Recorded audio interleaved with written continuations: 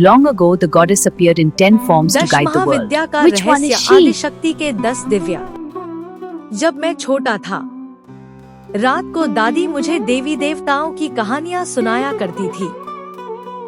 एक रात उन्होंने कहा कि दुनिया में सिर्फ एक देवी नहीं, बल्कि देवी के 10 ऐसे रहस्यमय रूप भी हैं, जो पूरे ब्रह्मांड की शक्तियों का प्रतिनिधित्व करते हैं।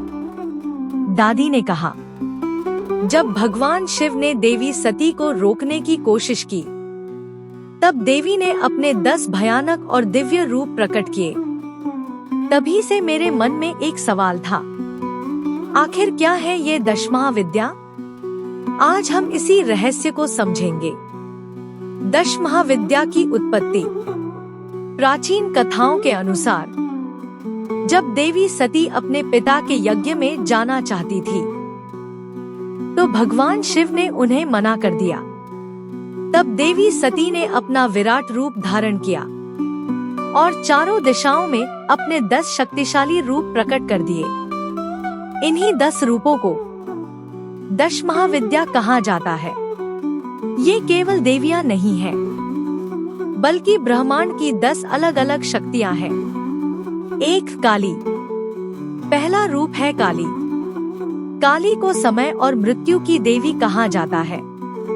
जब दुनिया में अधर्म बढ़ जाता है, तब काली प्रकट होकर बुराई का नाश करती है।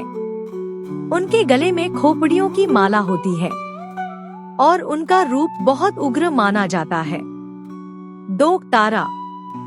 दूसरा रूप है तारा।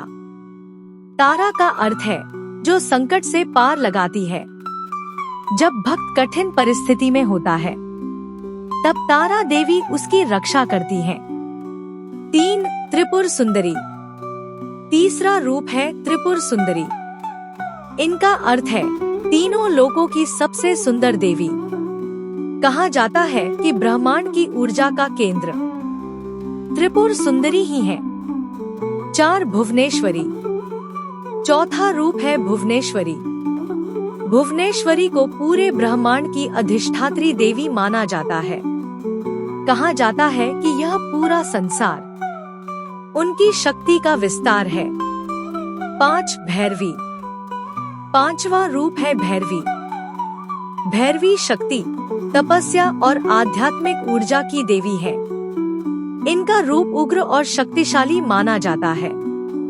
6 छिन्नमस्ता। छठा रूप है छिन्नमस्ता। यह देवी अपने ही सिर को हाथ में धारण करती है।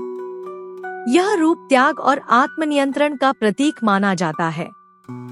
7 धूमावती। 7वां रूप है